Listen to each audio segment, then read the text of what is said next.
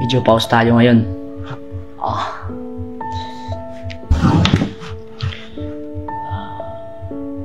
Gusto ko lang po magpasalamat sa inyo mga ka-idol sa mga panalangin, sa lahat ng sumusuporta sa akin. Maraming salamat.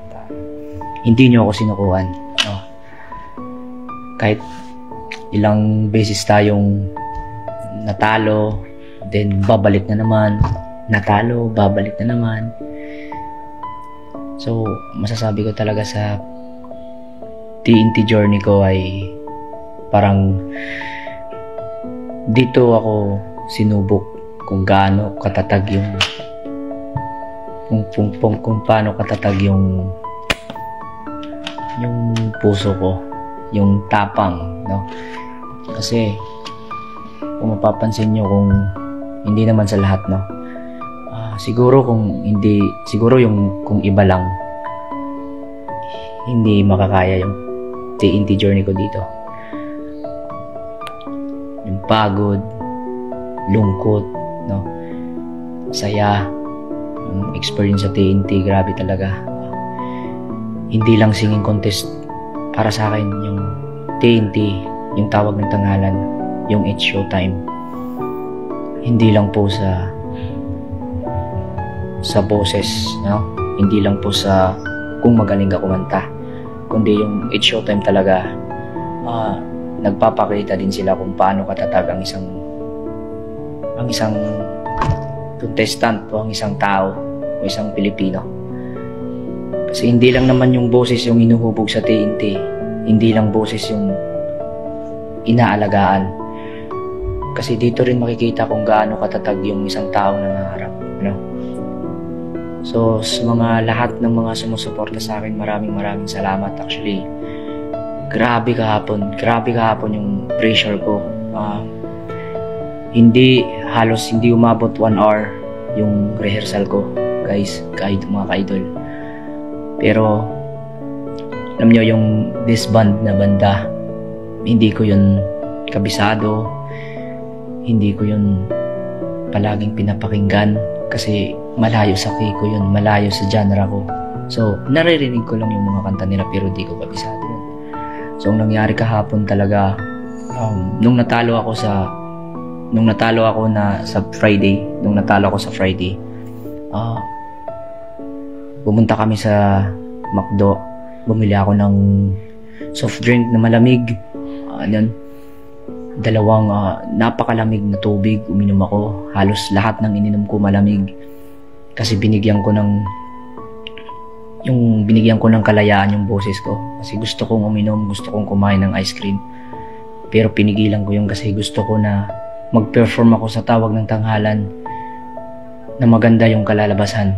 Actually, nung Friday na yon, kumain ako ng ice cream. Kasama ko yung mga kaibigan ko, yung mga ka-TNT ko, si Eman Piscador, kasama ko yun. Kumain kami sa restaurant, bumili ako ng soft drink, malamig, uminom ako ng tubig na malamig. Pagising ko sa umaga, nagising ako alas 8 AM ako nagising. Tapos tumawag sa akin yung Showtime na kailangan daw ako dun pumunta kasi kakanta ako. So actually wala akong boses nun kasi nung gabing yun kumain kami ng ice cream. Ganun nga sabi ko, kain ko ng ice cream, kung ano yung kinain ko, mga malalamig, uminom ako ng malamig ng tubig. Wala akong boses nun. Hindi ko alam kung tatanggapin ko ang hamon nila sa akin o anong gagawin ko. Sabi nila, kaya mo ba kumanta? Sabi ko, ma'am, pause ako.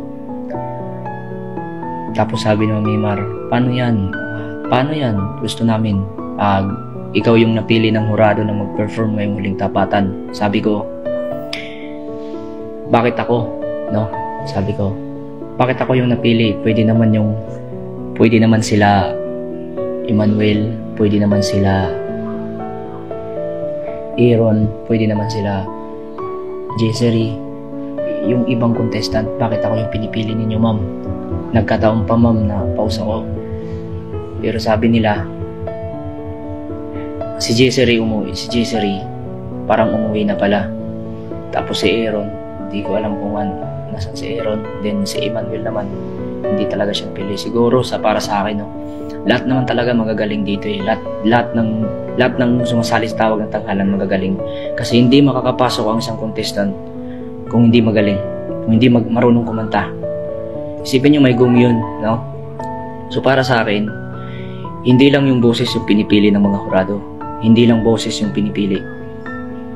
Kundi yung determinasyon ng isang kontesero, no?